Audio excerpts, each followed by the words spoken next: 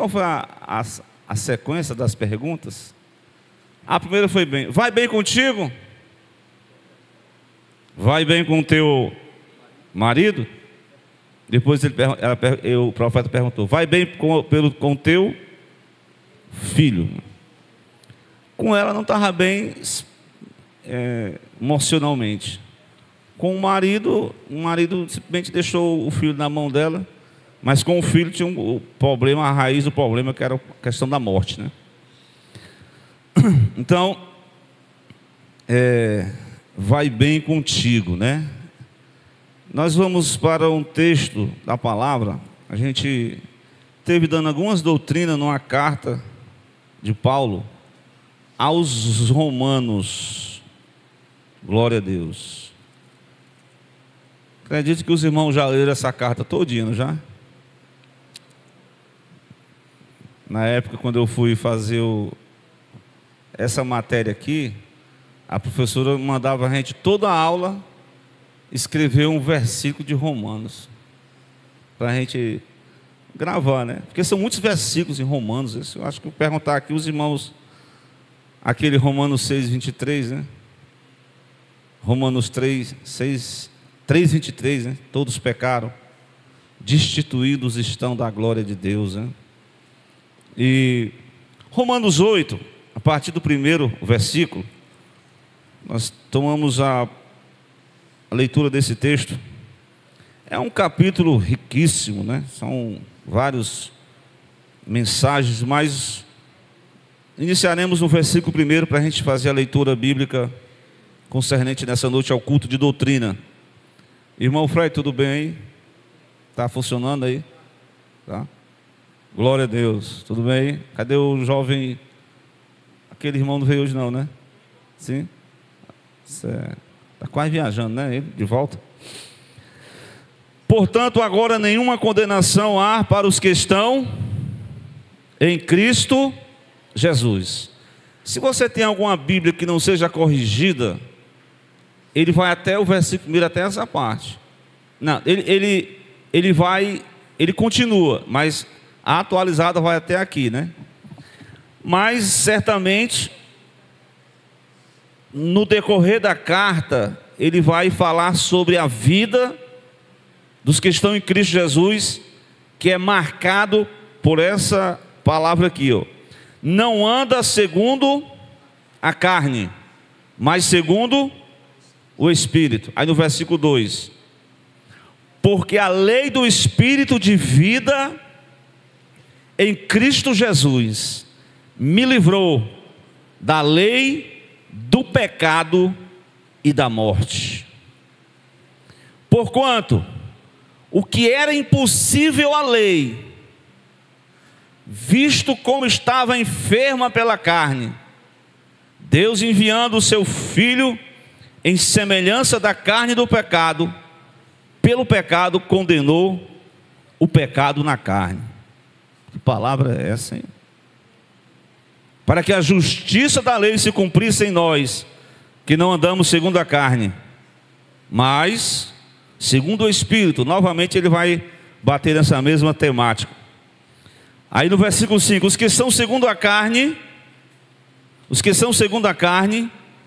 inclinam-se para as coisas da carne. No versículo 5 ainda: mas os que são segundo o Espírito, para as coisas do Espírito. Porque a inclinação da carne é morte, mas a inclinação do Espírito, ela é vida e paz. Porquanto a inclinação da carne é inimizade contra Deus, porque não está sujeita à lei de Deus, nem em verdade pode ser. Portanto, os que estão na carne não podem agradar a Deus. Glória a Deus. É uma profundidade esses versículos, né? Glória a Deus. Mas vamos fazer só mais uma oração, né? Feche seus olhos aí, vamos orar ao Senhor.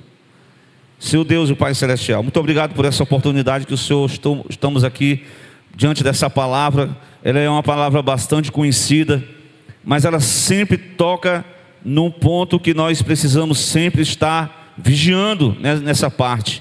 Que o Senhor fortaleça os nossos corações.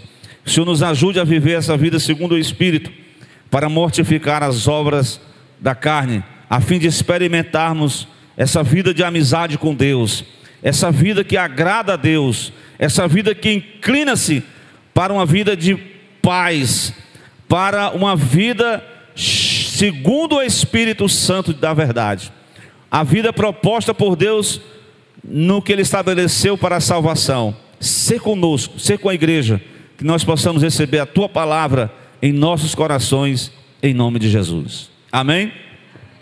E amém. A vida segundo o Espírito, né? A vida versus essa vida segundo a carne. Esse capítulo 8, ele é um capítulo que vai repercutir muito a pessoa do Espírito Santo de Deus na vida do cristão.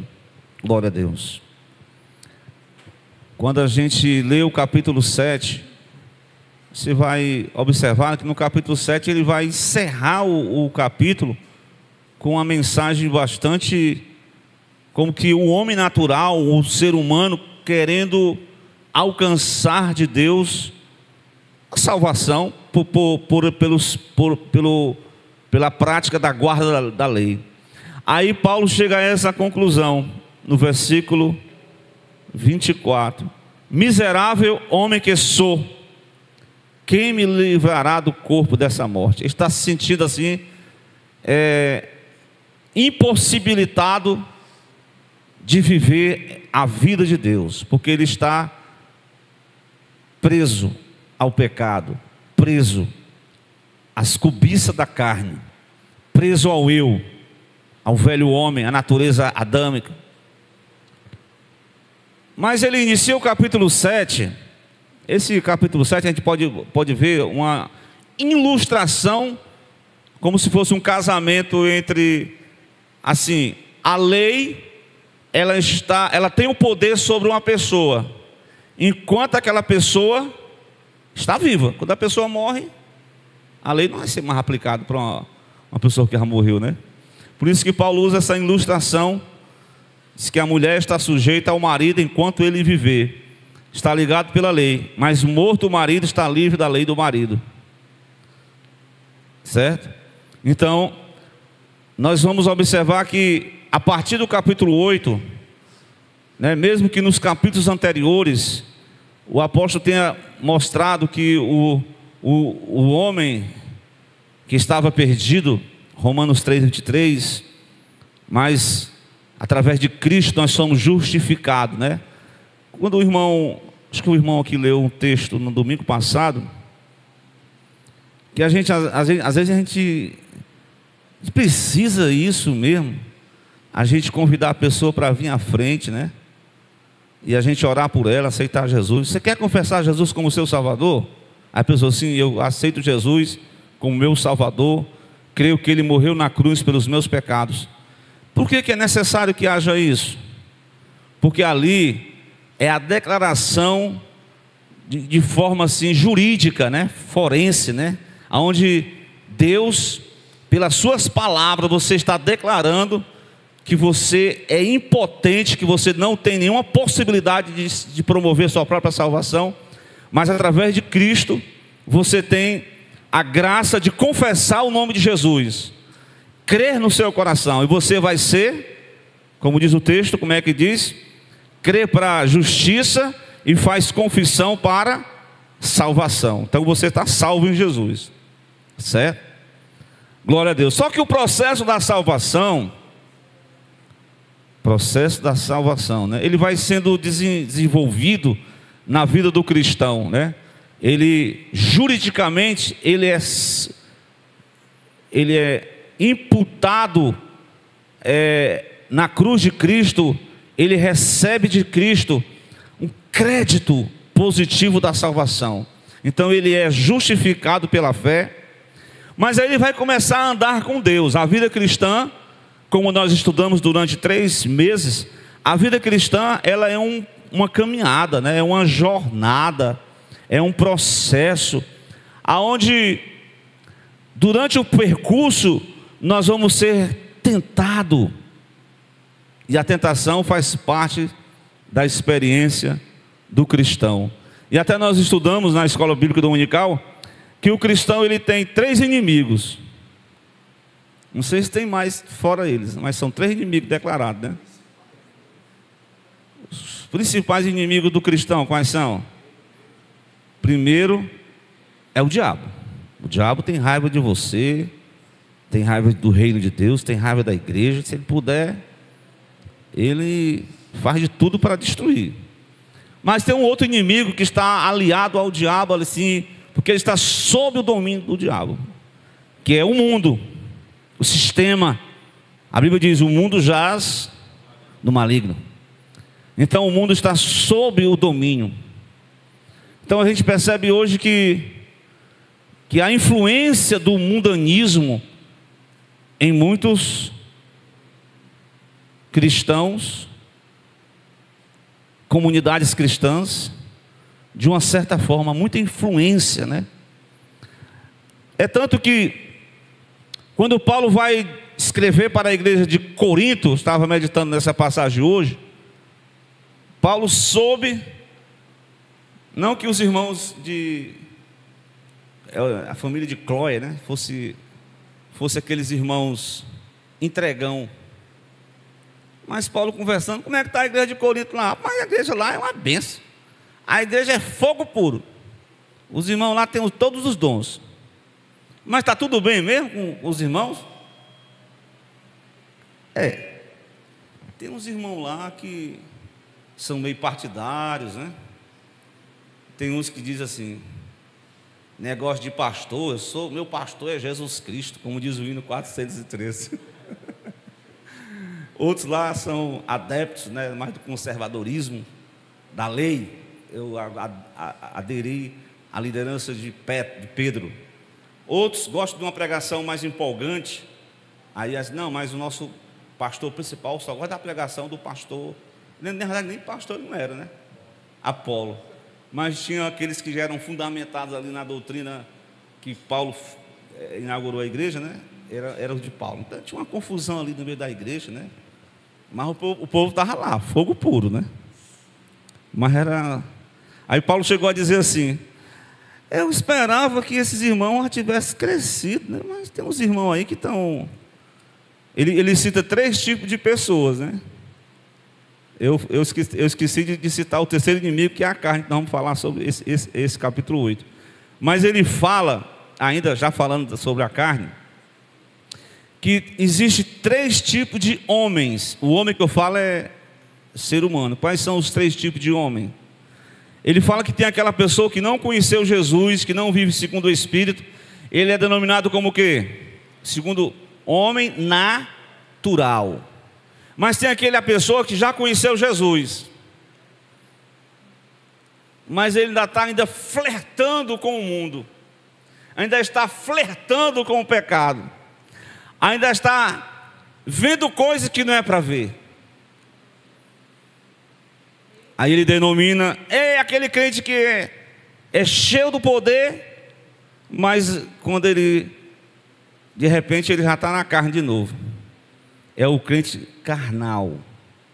Ele conhece a Jesus, mas ele não conseguiu ainda desenvolver uma espiritualidade dessa vida segundo o Espírito que Romanos 8 destaca na Escritura. E o terceiro tipo de pessoa é o homem espiritual. É aqueles que eles são perfeitos? Sim ou não? Não. Note, o texto vai dizer que agora, no exato momento em que você aceita Jesus, você é declarado de forma assim judicial perante Deus, perante os homens. Você é justificado em Cristo. Mas espera aí, eu sou justificado em Cristo, mas eu ainda tenho minhas cobiças dentro de mim. Dentro de mim ainda tem uma cobiça, que é o terceiro inimigo do crente. Quem é esse inimigo? A carne, com as suas paixões e cobiças. Disse Jesus: Vigiai e orai, para que não entreis em tentação. A carne é fraca, mas o espírito em Cristo é forte. Glória a Deus. Em Cristo, na carne você é fraco, mas em Cristo, pelo Espírito Santo, você é forte. Glória a Deus. Destaque no capítulo 8. Se você ler ele hoje, você vai contar quantas vezes aparece a palavra Espírito com letra maiúscula, referente à obra salvífica. Mas eu já estou salvo. Romanos, ele fala muito sobre isso. Eu sou salvo da condenação do pecado. Eu sou salvo no presente século do poder do pecado, porque mesmo que eu esteja no corpo físico, mas o poder do pecado ainda está querendo reinar dentro de mim. Mas eu preciso dar lugar ao Espírito de Deus, porque somente Ele me faz prevalecer sobre o poder do pecado. Amém? Glória a Deus. Louvado seja Deus. Nenhuma condenação há para quem? Mas não é para todo mundo não. Todo mundo vai aí, o religioso, o não religioso. Não, não é isso não. Como eu falei, né? A pessoa tem que confessar, tem que crer, tem que se arrepender. Aí ele começa caminhando, ele começa andando em Cristo. Ele tem que estar em Cristo, andando em Cristo. Glória a Deus. Glória a Deus. Nenhuma condenação há para os que estão em Cristo. Eles não andam mais segundo a carne. A vida que Deus nos concede em Cristo é que nós venhamos a não viver como antigamente, sendo escravo da cobiça, sendo escravo das tendências naturais, sendo escravo das nossas paixões carnais, sendo escravo daquilo que todo mundo cultua, daquilo que todo mundo faz. Você em Cristo, você é diferente, irmão. Irmão, olhe para mim mesmo. Em mim você é diferente. Você não é mais um homem natural e você não é um crente carnal. Você tem que ser um crente espiritual. Glória a Deus. Glória a Deus. Para que essa condenação que foi ratificada juridicamente, de forma forense, né? Cristo declara: você está livre. Glória a Deus. Mas na caminhada eu ainda tenho que lutar contra a carne. E veja bem, o terceiro aspecto dessa salvação é a libertação do corpo do pecado, que está aqui em Romanos 8. Louvado seja Deus. Nós seremos livres do corpo do pecado. Quando, irmão Edivaldo? Bem, quando a pessoa morre, não tem mais como pecar, né? Como eu falei, a lei não tem mais poder sobre o homem quando ele está morto, né? E qual é a outra fase que ele poderá se livrar do corpo do pecado? Quando? Quando Cristo voltar, ele ressuscitar dentre os mortos, com o corpo glorificado. Aí, meu amigo, não tem mais problema com o pecado não. Agora ele anda num corpo segundo a proposta que Deus, livre do corpo do pecado. Glória a Deus. Finalmente. Mas enquanto eu e você estamos aqui nesse corpo, veja aí o que vai acontecer. Mas o apóstolo vai enumerar algumas características dessa vida segundo o Espírito de Deus. Glória a Deus. E ao mesmo tempo ele vai colocar em contraste, né, a vida segundo Deus e a vida segundo a carne.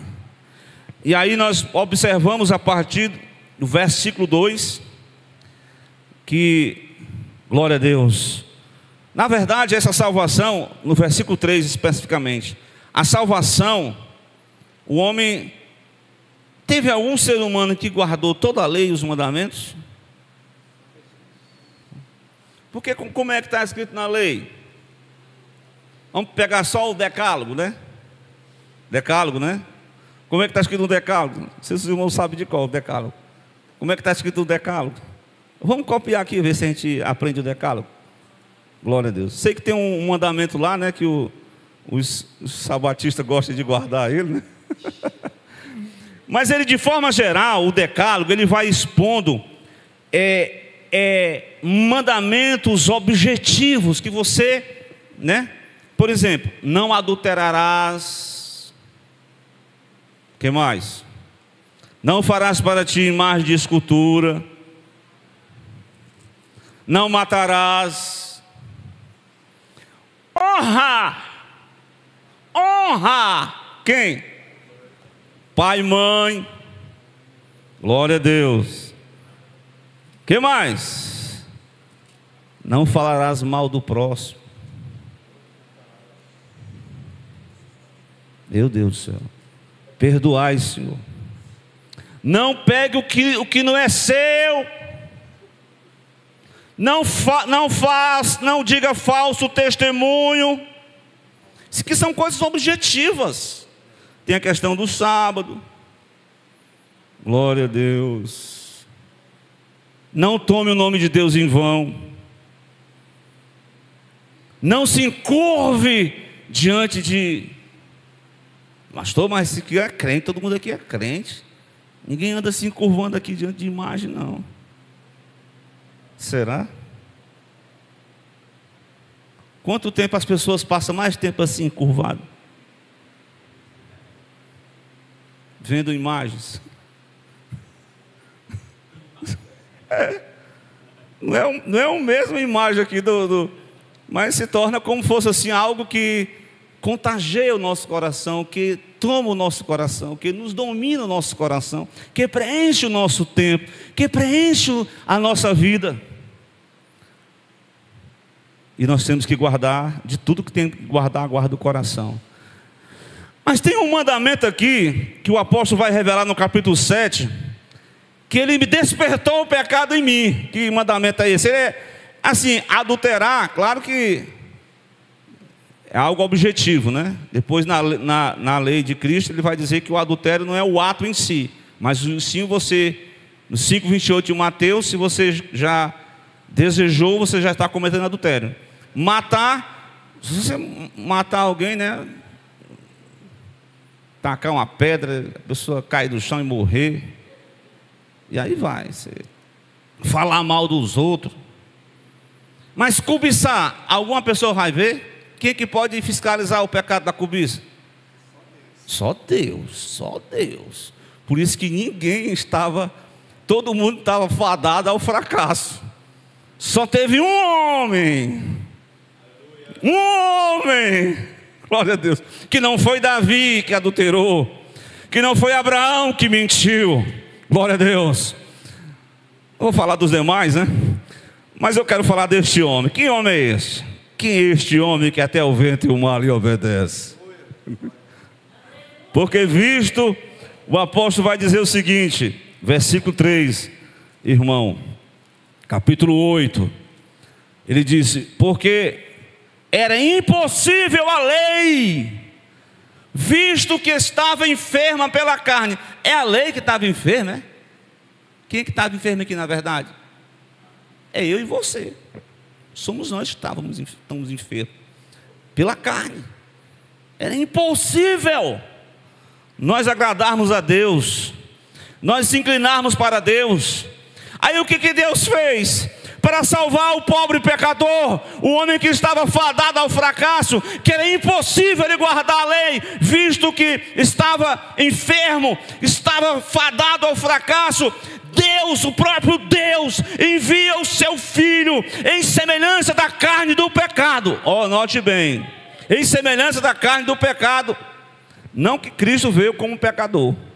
Cristo nasceu legitimamente santo, como representante legal da humanidade. Assim como ele delegou a Adão a representatividade legal de toda a humanidade, ele diz, e no capítulo 5, em Adão nós somos pecadores, nós somos condenados, nós estamos mortos, mas em Cristo, pelo seu ato de justiça, pela sua morte na cruz, nós somos justificados. Nós entramos no processo com a ajuda do Espírito Santo de Deus, no processo da santificação em Cristo. Glória a Deus.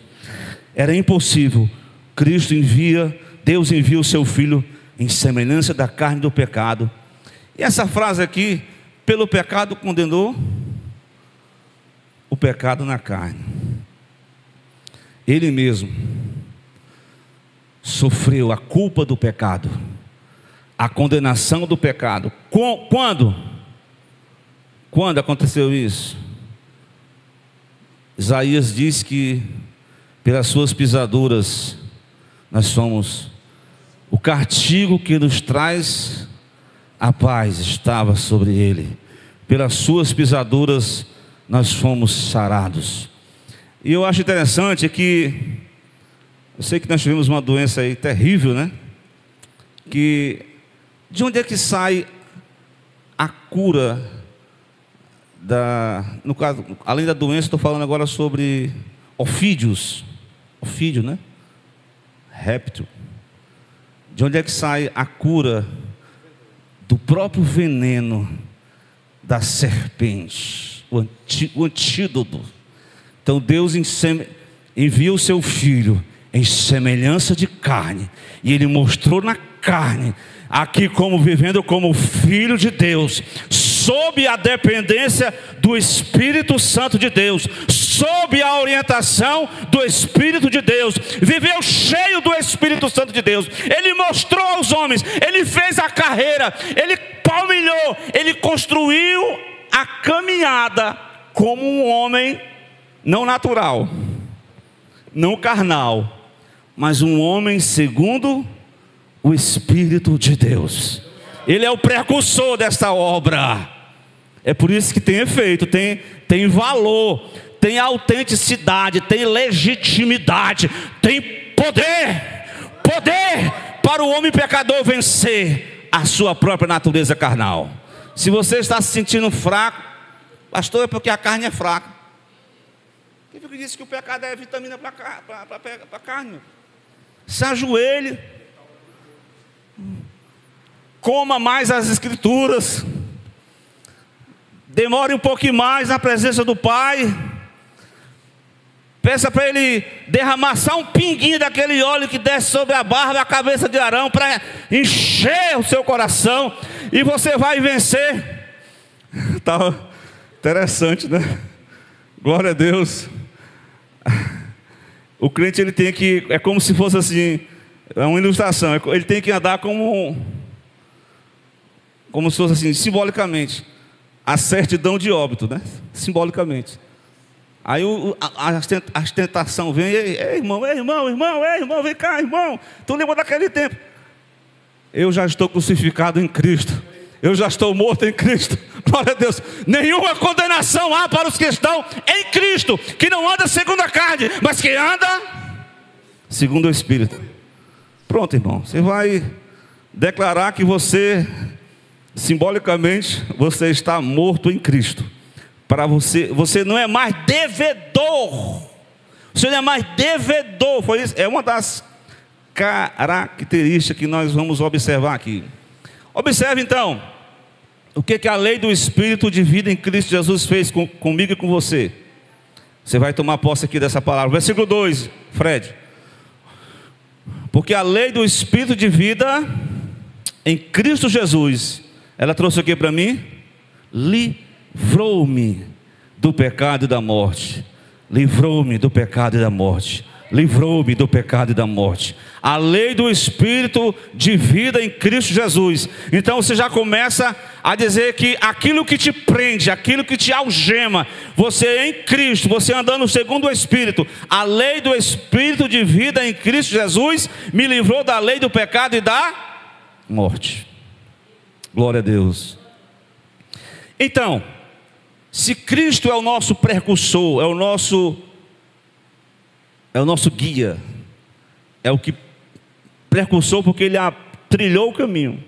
Aí a Escritura vai dizer, a fim de que, versículo 4, a justiça da lei se cumprisse em nós. Mas para que ela se cumprisse em nós, aplicando essa questão da salvação, porque nós não andamos mais segundo a carne, mas segundo o Espírito. Não andamos mais segundo a carne. Então, aquela questão subjetiva que eu não conseguia vencer, porque eu era impossível pela lei, eu me submetia aos meus próprios desejos, às minhas próprias vontades, às minhas próprias paixões. Mas agora em Cristo Jesus, pela lei do Espírito de vida, que Ele me livrou do pecado e da morte, agora Ele me dá possibilidade para que essa justiça fosse imputada em mim, e ela vai se cumprir em mim, porque agora, glória a Deus, pelo Espírito, eu vou cumprir a lei moral de Deus, a lei moral de Deus, a lei moral. O Espírito é aquele ele dá todo o suporte. Ei, tu não vai guardar nenhum mandamento por tuas forças, mas eu vou, pelo Espírito, te dar a possibilidade de tu cumprir isso aí. Glória a Deus, amém? Tem alguém vivo aí? Glória a Deus. Glória a Jesus. Pelo Espírito, né? Vivo pelo Espírito, não vivo eu, é Cristo que vive em mim. Glória a Deus. Outra característica dessa vida segundo o Espírito é que no versículo 5, que os que são segundo a carne, irmão, olha, não tem outra opção não. Quando a pessoa os que andam segundo a carne se inclina para as coisas, ou seja, cogita para as coisas da carne. Glória a Deus. Porque a pessoa não consegue se desvencilhar, porque ele se inclina naturalmente, segundo o velho homem. Mas, em contrapartida, no versículo 5, na parte B, os que são segundo o Espírito, cogita, se inclina para as coisas do Espírito. Glória a Deus. Glória a Deus. Aí você vai ler a carta de Paulo aos Gálatas, você vai perceber lá quais são essas coisas da carne. As coisas da carne, meu irmão, se você abrir a carta de Paulo aos Gálatas, capítulo 5, acho que é no versículo 16 a 17, ele vai dar uma relação de coisas da carne. O carro-chefe principal ali que inicia, fala das questões, da questão do homem, né? Glória a Deus. Da mulher também. Certo? Onde é que eu citei? Capítulo 5, versículo 16, caminhando, é o 19. Aí ele vai falando dessas coisas da carne. Quais são as coisas da carne? São as obras. Começa com a fornicação, que é o pecado sexual entre solteiros. Adultério, pecado sexual entre os casados. Aí ele fala das impurezas, lascívia. Algumas vezes as pessoas, em nome da modernidade, não, pastor, agora nós somos da igreja liberal, sabe? Nós somos progressista. Não tem problema não, a gente anda de qualquer jeito. Aí a gente observa hoje que toda a questão da moda feminina, até masculina, é inclinada para a sensualidade ou lascívia. Lascívia é a sensualidade, é quando você, né, é um decote, é uma roupa muito que contorna todo o corpo, é a sensualidade, né? A gente vê até mesmo as pessoas vão à igreja, né? Aí não observar, não, isso aqui é costume. Não é costume não, irmão. É carne pura, é a sensualidade. que adentra dentro da congregação, e em nome da liberdade, porque em Cristo nós somos livres, mas livre não é para fazer o que eu quero não, porque a lei do Espírito de vida me libertou, não é para fazer o que eu quero não, é para fazer o que o Espírito quer. E o Espírito, ele quer nos revestir, tanto espiritualmente, e quer que nós tenhamos uma vida de pudor. Glória a Deus. Uma vida de pudor. Glória a Deus. Então, impureza, lascívia, e quais são as coisas da carne? Idolatria, feitiçaria. E o que mais? Aquelas obras da carne que estavam lá em Corinto: inimizade, porfia, emulações, iras, pelejas, dissensões, que mais? Heresias, invejas, e o que mais? Homicídios, bebedices, meu Deus do céu, glutonarias, e coisas semelhantes a esta, acerca dos quais vos declaro, como já antes vos disse, que os que cometem tais coisas, não herdarão, ficarão de fora do reino, porque o reino de Deus, carne e sangue não herdará o reino de Deus. É preciso viver segundo o Espírito, andar segundo o Espírito, se comportar como um cristão de fato e de verdade, falar as palavras de Deus, não deixar que o mundanismo, que o secularismo, que o hedonismo, que o materialismo adentre a nossa vida. Nós somos de Deus e o diabo não pode com você. Glória a Deus. Não deixe ele se andar, não deixe ele colocar as garras em você. Repreenda em nome de Jesus, porque eu sou de Cristo. Eu sou de Cristo. Glória a Deus. Amém? Glória a Deus. O que mais? O tempo está terminando aí, viu? Mas aí vocês estão observando que os que se inclinam para as coisas da carne, os que são segundo a carne, estão se inclinando. Mas os que são segundo o Espírito, para as coisas do Espírito. E as coisas do Espírito é obra de Cristo, é transformação progressiva de Deus. Não é naquele progressismo libertino que eu falei inicialmente, mas é o progressismo de crescimento, de maturidade, de busca, de caráter de Cristo, de amor implantado em nossos corações, e o Espírito derrama, glória a Deus, o avivamento vem, aleluia, o desejo de mais e mais querer de Deus vai crescendo, porque quanto mais você se distancia do alvo, do propósito, mais você vai se afastando. Mas quanto mais você se aproxima, mais a fome, a sede de Deus vai crescendo, vai crescendo. Bem-aventurados que têm fome e sede de justiça, diz a palavra, porque eles serão saciados, fartos. Mas há uma escassez aí a pessoa vai se afastando, a pessoa não vai faltando os cultos, não vem para a oração, e daqui a pouco não quer mais nada com nada, só quer ficar relaxado em blesses esplêndidos. Aí como é que pode crescer desse jeito? Não pode, não cresce. Mas então nós concluímos assim em parte, né? Dizendo no versículo 6 que a inclinação da carne, ela é morte, mas a inclinação do Espírito é o que? No versículo 6? Vida e paz. E eu me lembrei da mensagem da quinta-feira passada. Alguém lembra o que foi pregado aqui? Eu falei que um homem chamado Abraão, ele teve ele foi conhecido no Antigo Testamento, até no Novo, com qual adjetivo, qualidade? Pai da fé. Mas tem outra palavra que eu falei na semana, estava aqui não, né? Conversa assim: amigo de Deus, meu amigo.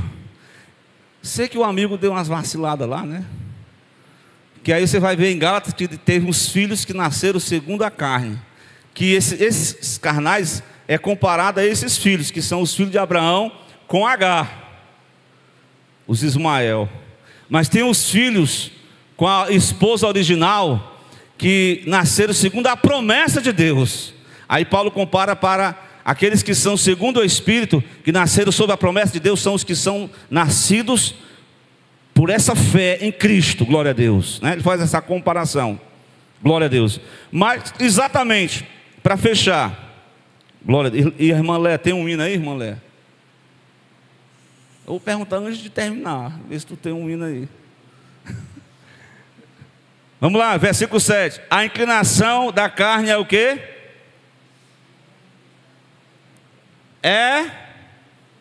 Você quer ser, eu quero ser inimigo, ou você quer ser amigo de Deus? Quem quer ser inimigo de Deus aqui? Deus me livre de ser inimigo de Deus. Quem quer ser amigo de Deus? Eu quero ser amigo de Deus. Mas como é que eu faço para me tornar mais e mais amigo de Deus? Hein? A inclinação da carne é inimizade contra Deus, pois não está sujeita à lei de Deus, nem em verdade o pode ser. Os que estão na carne não podem agradar a Deus. Então, visto que o andar no Espírito, viver no Espírito, ele traz amizade com Deus, ele traz uma mudança no coração, na mente também. E essa mudança ela vai trazer o processo da santificação progressiva em nossa vida. Vamos orar?